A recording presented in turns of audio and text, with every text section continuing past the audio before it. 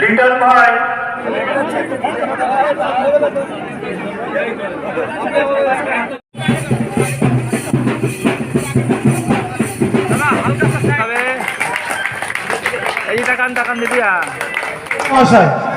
সকলে করতালির মাধ্যমে উৎসাহ দেবেন।